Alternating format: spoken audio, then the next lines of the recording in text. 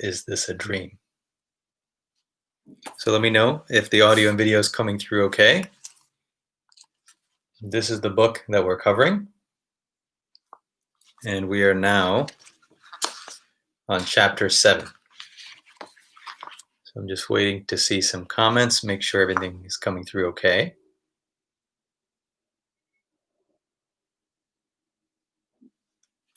So the last chapter we did, 6, was what you are is more than who you are.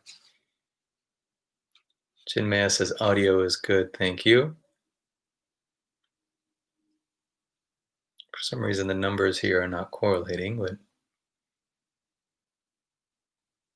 hello Elvira, Libby, great. Christy says all is good here. Okay. So last time it was what you are is more than who you are. And now we're on chapter 7. Self-awareness is its own reward. Hard to see it. All right, the book is available on Amazon. If you have the book, please do leave a review. Thank you to all of you who have left a review. And before we jump right into it, see from Portugal, Victoria, Linda, hello, Elvira. Before we jump right into it, as everybody is logging on, let's take a few moments and link up on the same wavelength.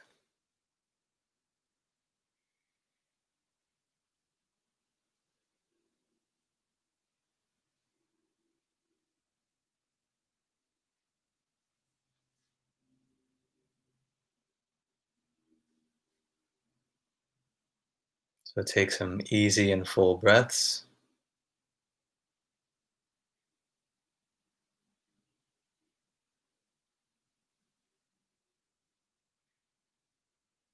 Feel the entire system relaxing. Kind of like when your laptop may go into sleep mode.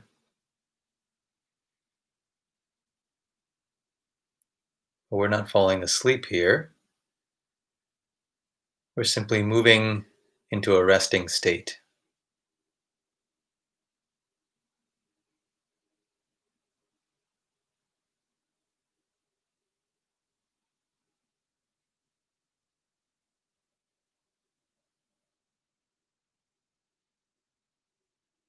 There's a concept in medicine called turbulent flow and laminar flow.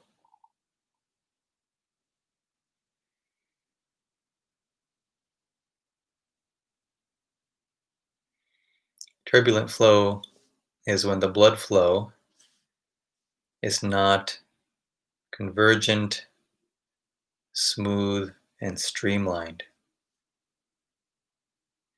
That would be laminar. Smooth flow is laminar flow.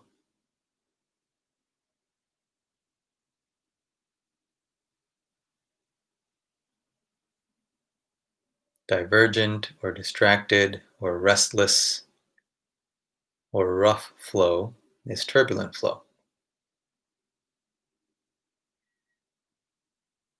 Similarly, bring attention into a laminar state of flow.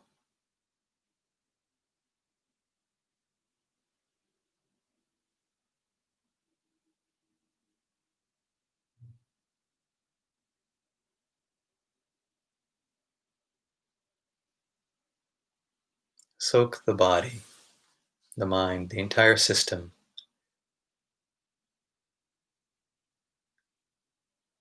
in this bath of laminar attention.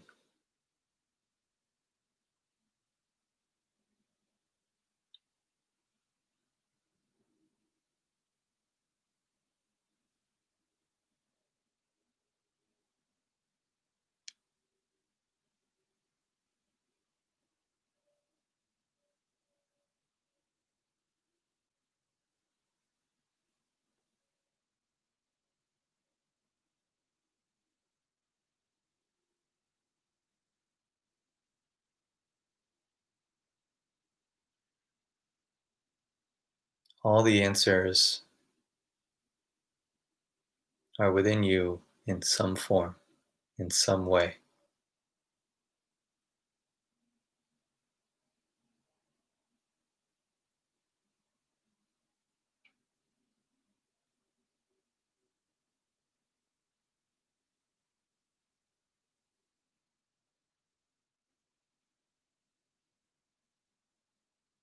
It doesn't mean we can't get help from others or we can't listen to what others have to say. It just means that what is needed is also within you.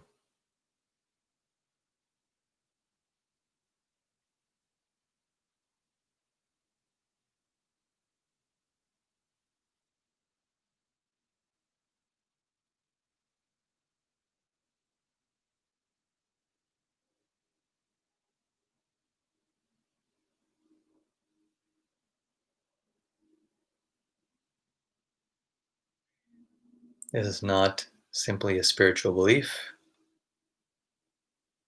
it is a fact of life, consistent with philosophy and with science.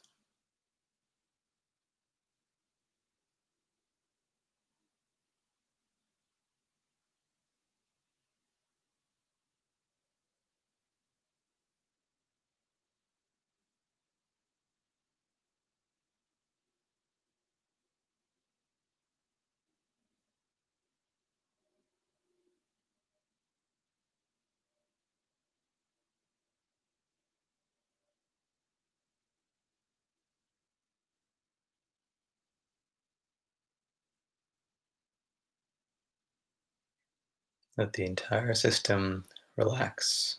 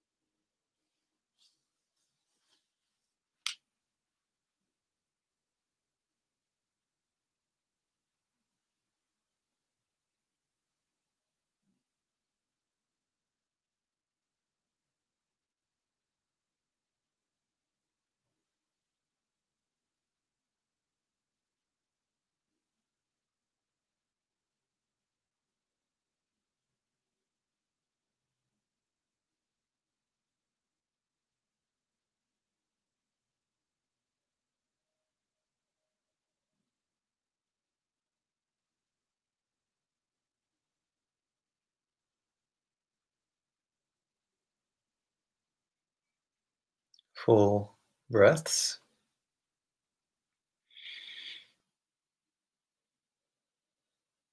Feel the abdomen moving, the chest filling and emptying.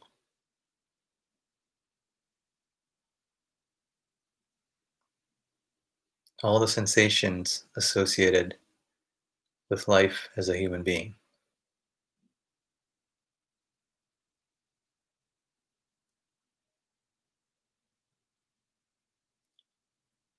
Drink in the richness of these sensations.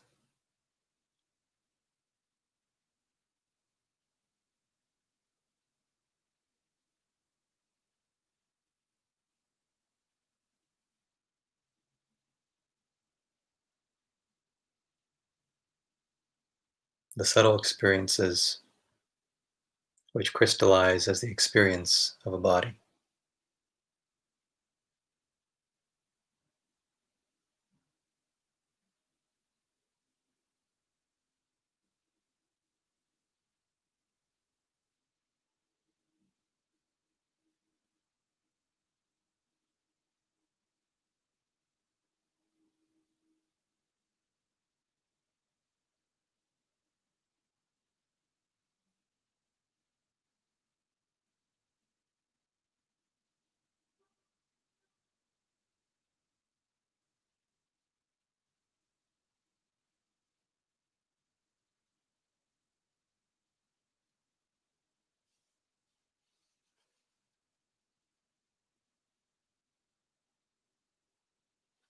All right.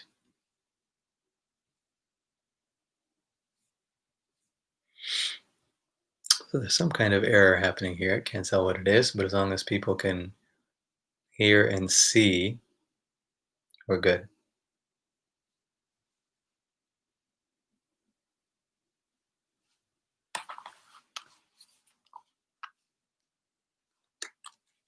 So let's jump into the questions here. So for all those that joined, we're on chapter 7 now of Is This a Dream? Self-awareness is its own reward. So let's start with these questions. Number 1, isn't our true nature an infinite field of possibilities? Okay. So yes, we often say, especially in many of the wisdom traditions of the world, we say that our true nature is potential, right? Or an infinite field of possibilities.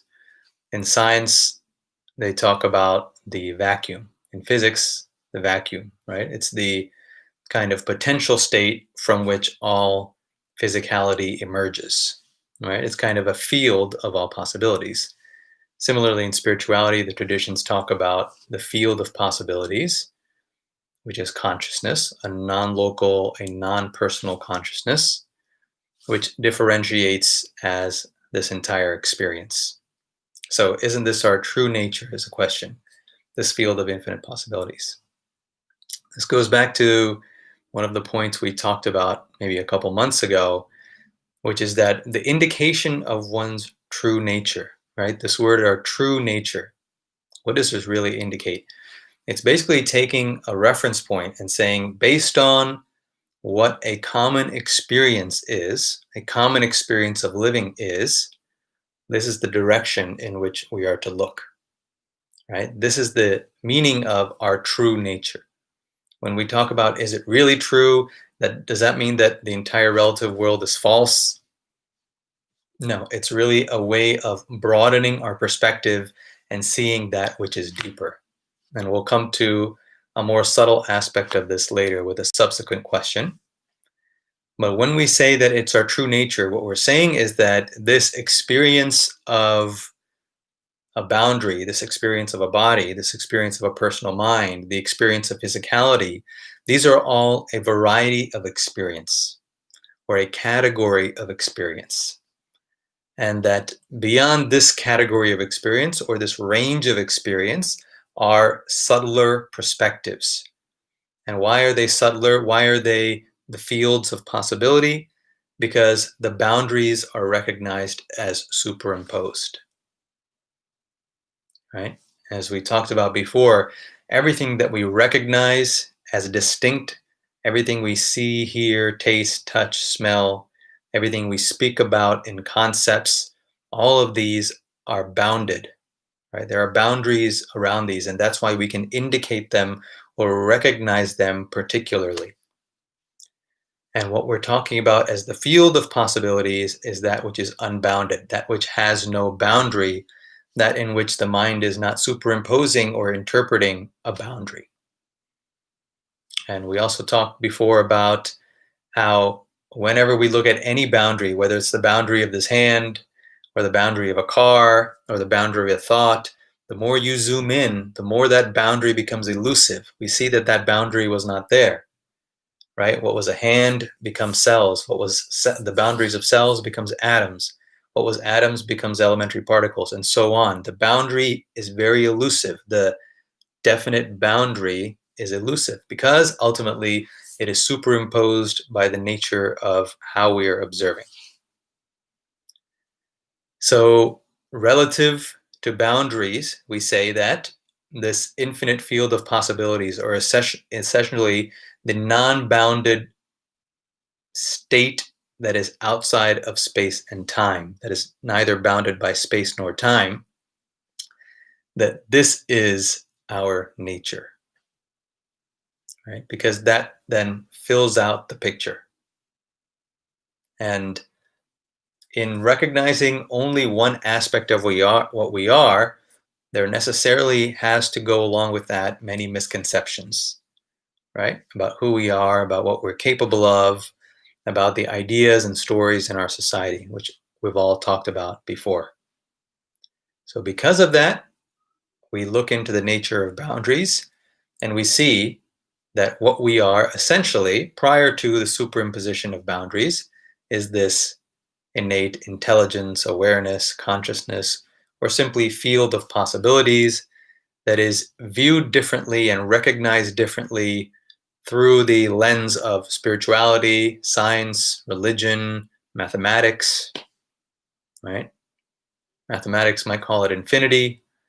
Spirituality might call it enlightenment or awareness. Philosophy might call it truth or reality, right? Religion might call it God. But they all speak to the nature of boundaries and the spectrum of boundedness and no boundary. So going beyond this idea of what our true nature is, right, to simply the range of experience that is available. Because it is only because that full range is not available that we are having to dichotomize something as true and the other as false, right? Just like if you read the first page of a book, it can be very misleading and say, well, I understand now the book, right? But there could be so many twists in the plot as it goes on, and the characters have not been fully developed yet. So by only reading this first page, it can give a very incomplete picture, and we can say, well, no, that understanding is wrong. If you want the true understanding of the book, you have to read the main parts, right? So it's not so much that the first page is wrong, it's that it's so dramatically incomplete that it can appear false when looking at the entire smorgasbord. So similarly here, if we're looking strictly from the first mind perspective, what is experienced as oneself in the world can be so incomplete that it can be described as false, which is what happens in the spiritual traditions. Right? So yes, an aspect of what we are is this unbounded, infinite field of all possibilities.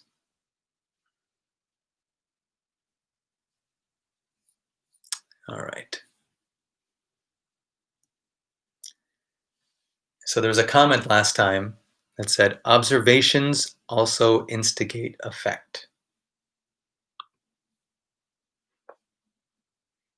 So we're talking about cause and effect, and observations also instigate effect, which is a very true comment. What would it mean to say that observations also instigate effect? So cause and effect is often thought in terms of physicality. So if I take something in my hand and I throw it, right, the cause would be the force generated by the arm, right? Muscles are contracting, the fibers within the muscles are sliding past each other, the entire muscle is contracting, therefore it's pulling on the bone, and that bone lends the firmness to the arm, and that pressure or that traction created by the muscle contraction is transferred to the ball, and the effect of that is the ball flying forward, right? So this is the cause and effect of throwing a ball.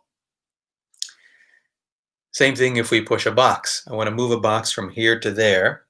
Again, the muscle contraction, that force, that energy is transferred into the box, and the effect of that is the box moves, right? So very distinct cause and effect. But here, the comment is more subtle, saying that observations also instigate effect, right? True. So when you're observing, for example, this screen, right, and you're seeing this face and interpreting this face, right? What is coming from the screen is light, right? The screen is reflecting light back to your eyes, which goes, we talked about this many times, the process of perception from the retina to the optic nerve to the occipital cortex of the brain, where there's a process of interpretation that happens, right? So what's happening is there's a process of creation happening, right? That it is not that the image is distinctly there as you see it. The image that you're seeing is constructed by this brain, depending on the nature of light and depending on the particular nervous system that's observing. In this case, it's a human nervous system. So simply observing has an effect because the light that is present here is selectively interpreted by the nervous system, creating this image that is perceived, right? So observing is an effect in itself, or observations also instigate an effect, as the comment was, right?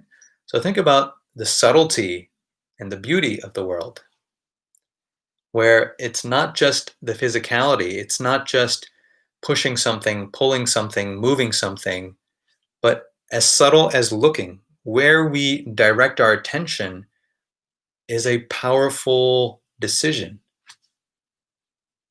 right? Because wherever we direct our attention, in this case, we're speaking about the eyes. And so wherever we're directing our attention, there's a creation happening, there's an interpretation happening, there's an effect that is the result of directed attention, right? And many of you know that when you give attention to a particular place, for example, in meditation, if you give attention to your thigh, right, the right thigh, then you can start to feel sensations in that area that were not there prior. Or you can become aware of sensations in that area that were not there prior. And you can start to feel the muscles relax, right? So the effect is, in that case, instigated by simply observation. So this opens up an entire range of experience that is not often talked about in society, or that is only talked about in terms of mind-body systems or mind-body medicine or needing to do more research. But with your own rational analysis and practical experimentation, you can see that simply observing creates its own effect without having to employ, for example, the physical structure.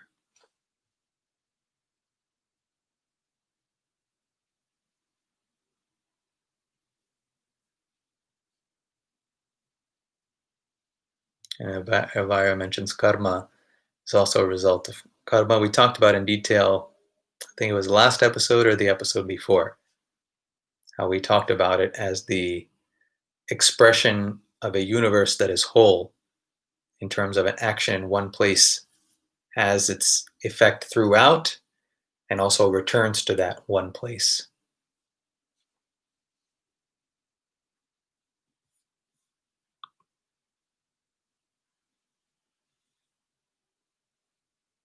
Do you suppose karma reaches back to past lives? So we can talk about this a little more subtly this time because we talked about time a couple episodes now. I think twice we talked about time. So past, present, future are built on a linear view of time in which attention is always present, right? Where we have attention is always the present. By definition, we don't experience it any other way. But then the film that slides past, we can qualify that what is yet to come is the future, what has already come, what is less vivid is the past, right? So this is how we perceive of a linear past, present, future. Now, the question is, does karma affect other lives, or does it, let me reread the question, make sure we're getting it right. Does it reach back to past lives? So certainly the past, present, future scheme, or that framework, is not limited by our own perception of the past, present, and future, right? So when we take the idea that there is one lifetime of experience, for example, that begins with birth and that ends with death, that might be the view, but karma itself, or what actually happens, is not restricted to our view of what happens, right? Just like I don't need to believe in gravity for gravity to be experienced. I don't need to know about gravity. I don't need to know the equation of gravity to know that gravity is experienced, right? So similarly, my own views about this lifetime or reincarnation or any of this stuff is not relevant to whether karma has an effect from what we experience as past lives or future lives, right? So that's one point.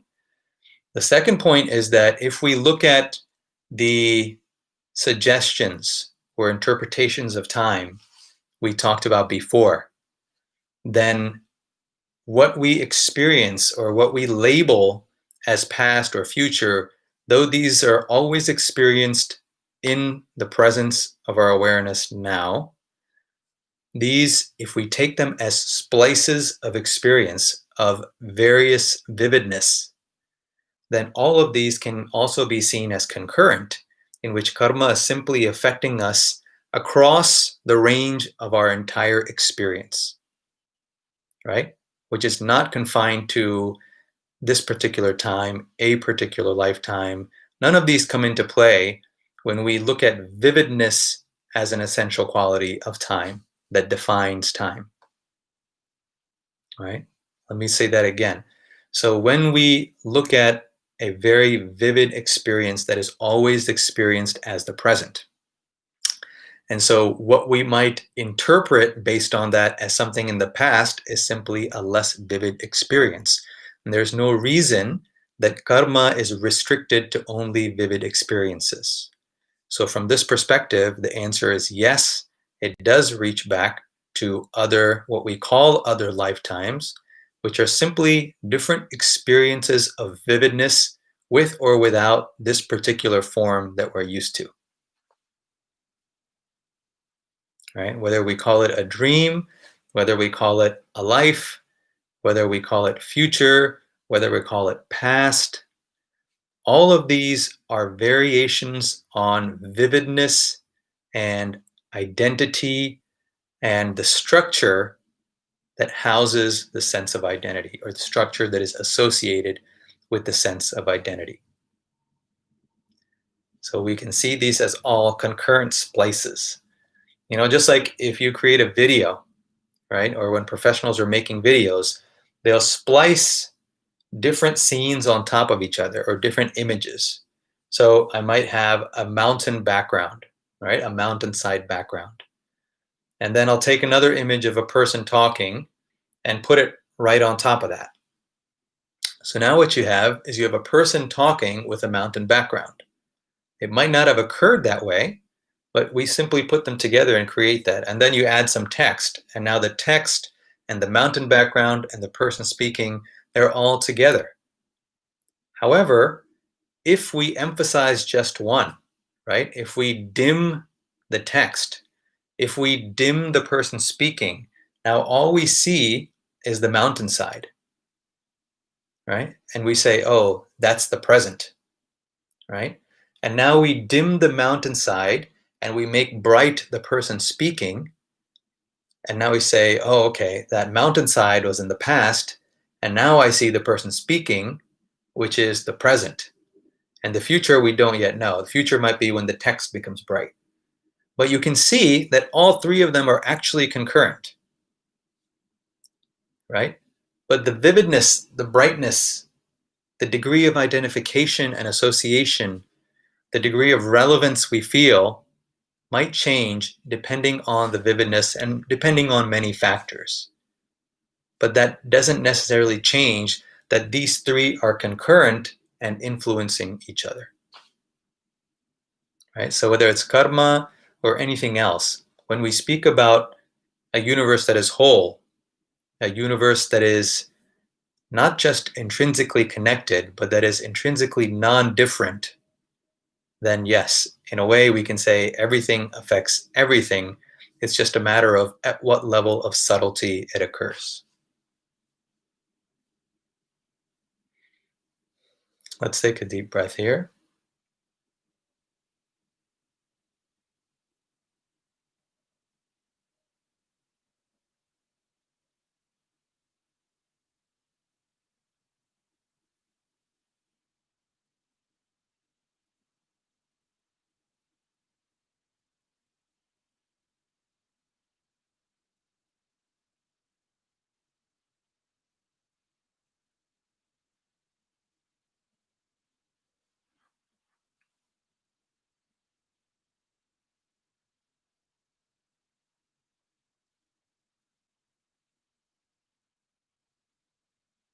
Just as you may say images now with your eyes closed, you see images with your eyes open.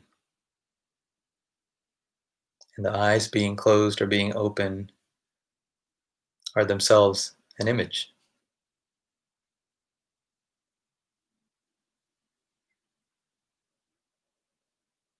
Time is the sequence we give to images.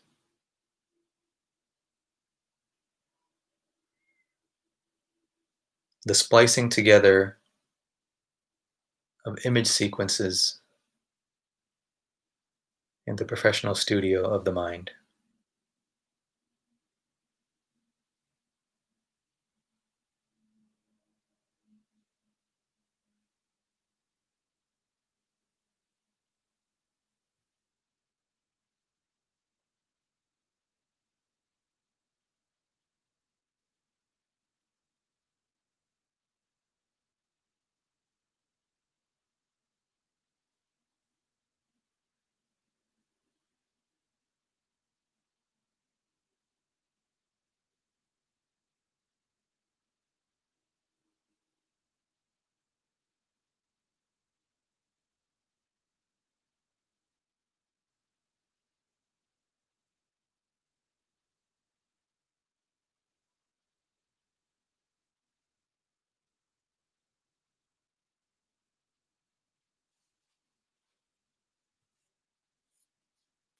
All right.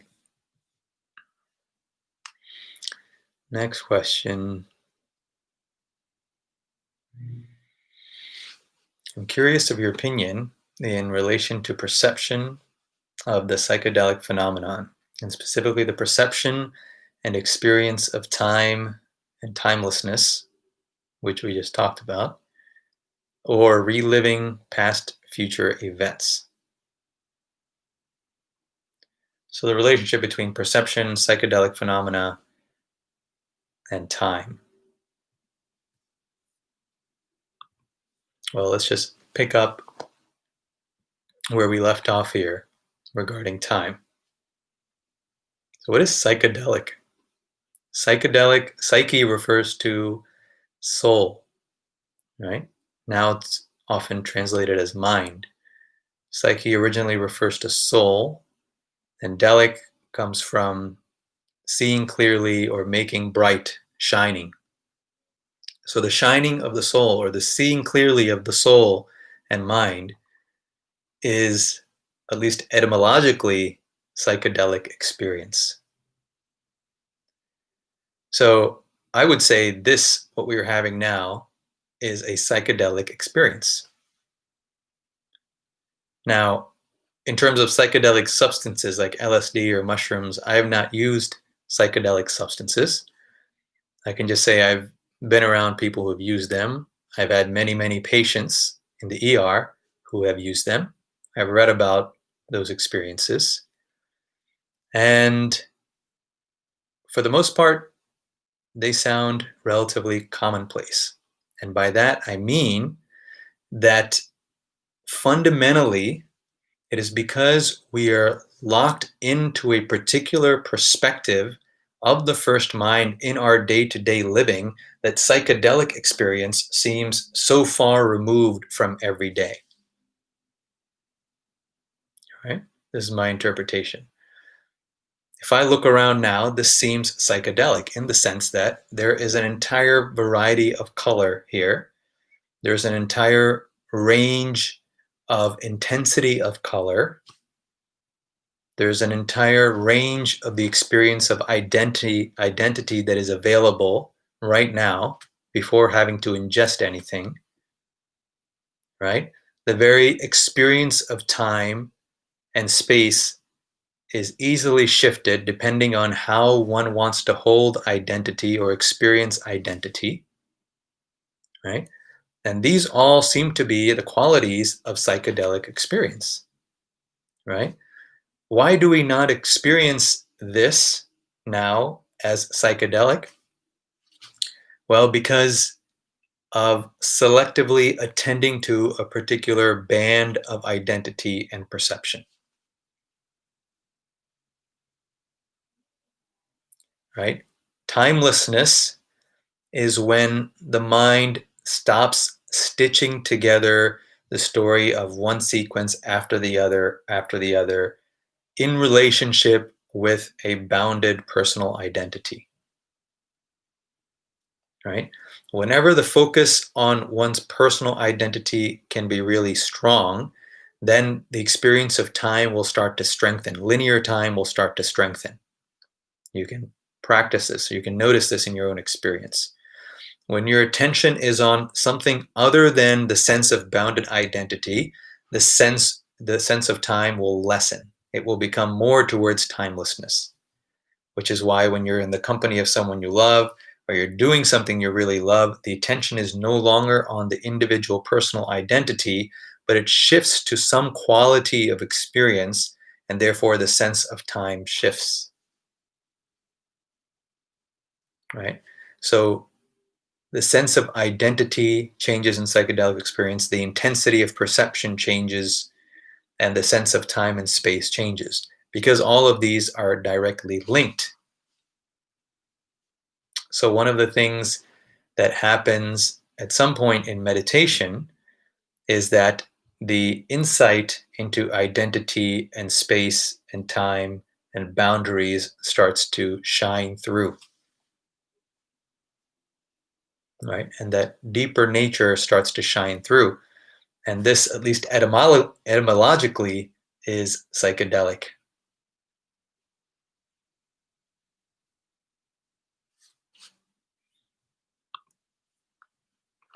So that's time, timelessness, reliving past, future events. This we talked about. So essentially what a psychedelic substance is doing, it's basically releasing the identity and releasing the mind from all the stories and the walls that this particular society puts up. You'll see that in different societies, it'll be experienced differently, right? Especially societies that aren't considered part of the world culture. Because what is considered normal perception, what is considered the band of perception that should be paid attention to is different. The sense of identity, how we define ourselves, is different, and therefore the nature of that psychedelic experience will be different. In our society, the identity tends to be very individualized, and therefore what we call psychedelic experiences can be shocking, right? Because if it suddenly moves to other ranges of identity, then all of a sudden we start calling it mystical and spiritual and many of these other terms, because we're not used to describing these in a common literature. And Monica says this happens when we play sports as well. Yes, fully present in any activity. Yes. So when we say fully present, what we're really saying is the attention is not on me as an individual. That boundedness of the individual is not the primary focus of attention. Attention is shifted to either a relational experience or a kind of experience that is not strictly about me, the first mind individual. And this is where the experience of time changes.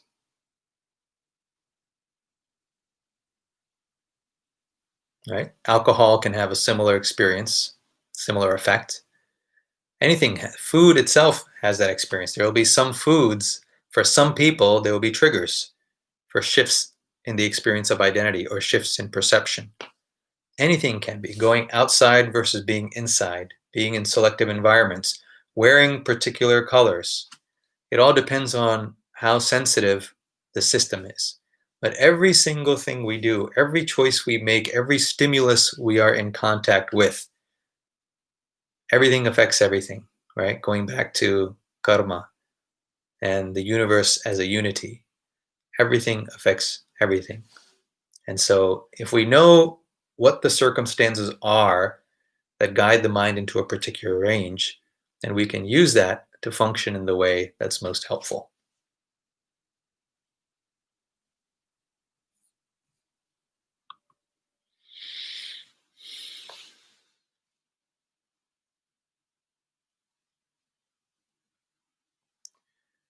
Emptiness is form, form is emptiness. Please clarify.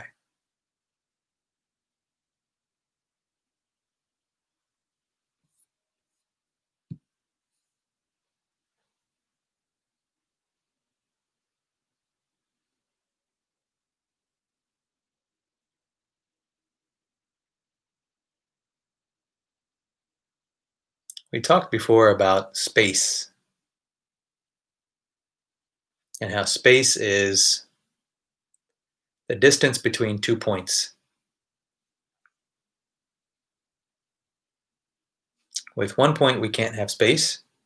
You need 2 points to define space, right? So this space between 2 points, if we don't recognize anything within this space, we call it emptiness. If the space seems to be filled up, we call it form, right? Classic example is the hand. We say this is form, and over here there's nothing, so we call it space. You can look up that picture, maybe look it up on your browser, of two faces looking at each other, and in the middle there's a space, and it's in the shape of a vase. So if you look at that picture, you can either see two people seeing each other, or you can see a vase. It depends on where your attention is placed and what your mind deems is full. What is form and what is empty, right? If the periphery of the picture is form, then you'll see the two faces because the mind decides that the middle is empty, there's nothing there. If you see the middle as full, you'll see the vase and you'll miss the two faces, which the mind has decided is empty. So what is the difference between emptiness and form? It is simply our ability to recognize subtlety. And this is why in art they talk about negative space, right? If the space in the middle is negative, we don't see the vase. We see the positive space of the forms of the faces, and vice versa, right? So where we see fullness, we say there is no emptiness. Where we see emptiness, we say there is no fullness. And this happens because the mind is recognizing only a particular level of subtlety, right? As the first mind, only distinct forms are noticed. That which is in between form or in subtle form is not recognized, and that's what's called negative space. So this statement, I think this is in Buddhism, I believe, this emptiness is form and form is emptiness. What this is suggesting is that as this mind becomes subtler, that which was thought to be empty, so for example, the space in this room in which there's apparently no objects, right? The atmosphere in the sky where there are apparently no objects, that this itself is recognized as a form, meaning there is a fullness to it.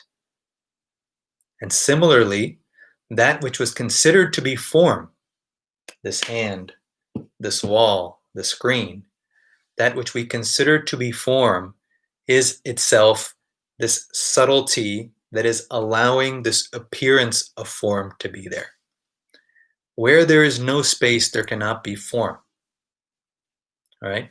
So emptiness is not contradicted by form. It is because of emptiness that we can even recognize something called form. It is because there's space here that my laptop can sit here. The presence of my laptop does not negate the space that is still here right now. So that which we perceive as form is itself existing in emptiness as emptiness. That which we perceive as emptiness is itself its own kind of form. So this statement, this phrase, is taking us to those subtlest regions of the mind where antonyms become synonyms, where even that which appears to be the opposite, cold and hot, up and down, start to become synonyms because they're seen in the light of our own self, our own identity.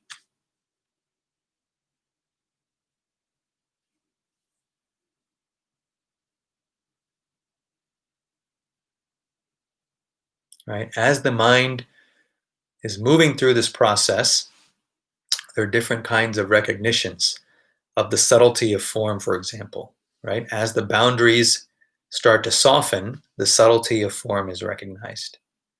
But ultimately, that form is still contrasted against emptiness. In Vedanta, we talk about the self and the not self. Right? The not self are the gross forms, the physicalized forms. Right? Or even subtler, some distinct form, some even subtle distinct form, as opposed to the self. Right? Similar to form and emptiness. But ultimately, this kind of split, where the difference in the experience of density will even out and homogenize. And this is what is being indicated by this phrase, form and emptiness are the same, or emptiness is form is emptiness.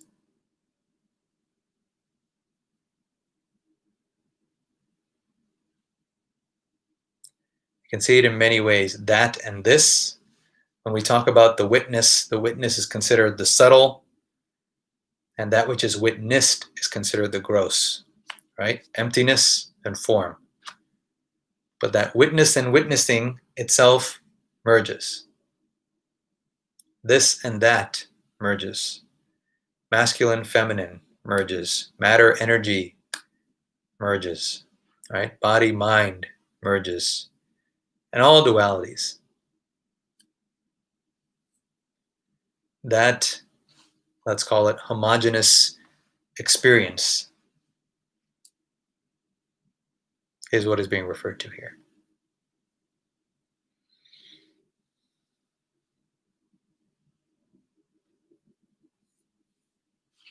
So let's read a couple lines. We're almost at time here. So we're on chapter 7, self-awareness is its own reward. And I wrote this chapter, I remember, because there were a lot of questions about healing and how healing is possible. And it was in response to that some of these ideas came. So I'll just read a few lines here and there, and we'll finish it up next time. Is it possible to cure disease by exploring subtler aspects of ourselves? If so, is that the ultimate benefit of self-awareness? As self-awareness progresses and the journey into the mind deepens, I'm skipping some stuff here, but trying to give the gist here and there. As self-awareness progresses, stress and suppressed emotions start to make their way up and out. These interlopers introduced themselves to us long ago, but perhaps we didn't realize or want to deal with them at the time. Their cathartic release can ease tension out of the mind and body.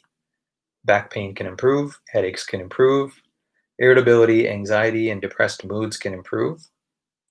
more healing occurs, new abilities and old talents may be unearthed. But awareness isn't just about releasing stress. In fact, releasing stress is actually a side effect of self-awareness. And we'll stop it there. The idea is that self-awareness, as the title says, is its own reward,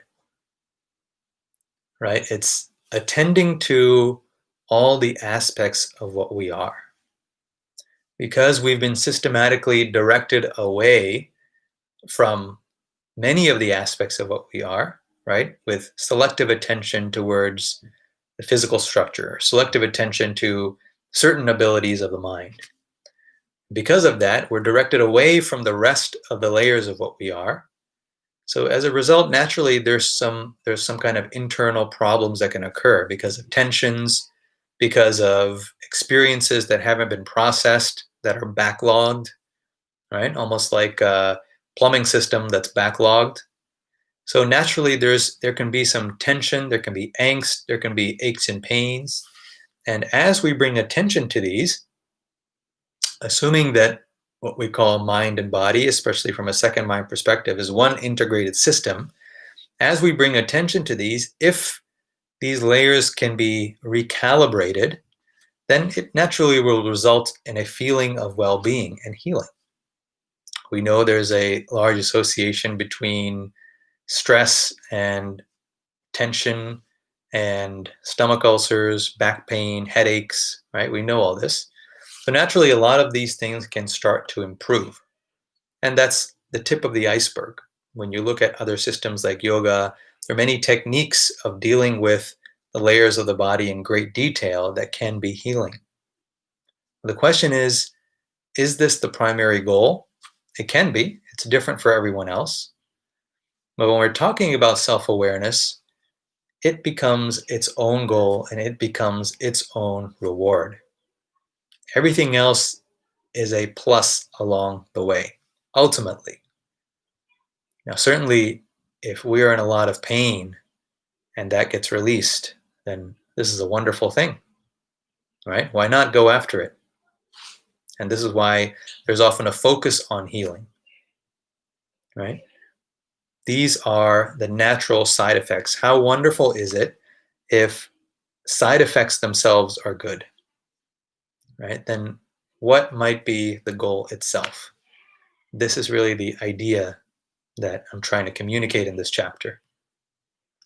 That yes, we can use it for healing.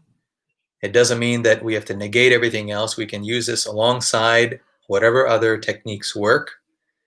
And there is much more to this than simply healing the physical structure or even healing our thoughts, our beliefs. And recognizing that deeper nature of what we are ultimately becomes its own reward. We'll go into this a little bit more next time as to the actual healing aspect and why it hasn't been fleshed out fully yet. Let's take a couple moments.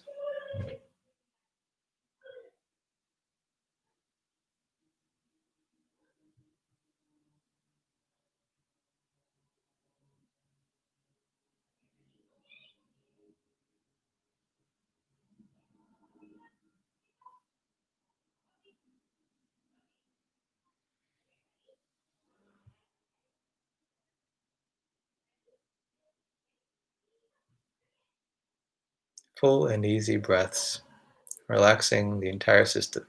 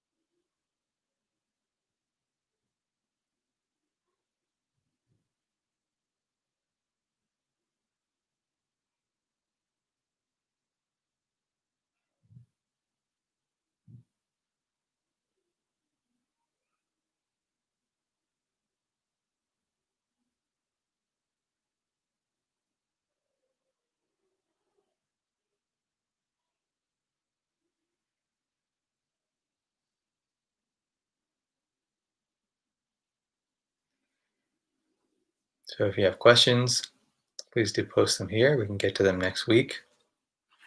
This is the book, Is This a Dream? And I will see you next Tuesday at 2 p.m. Eastern Time. Thank you.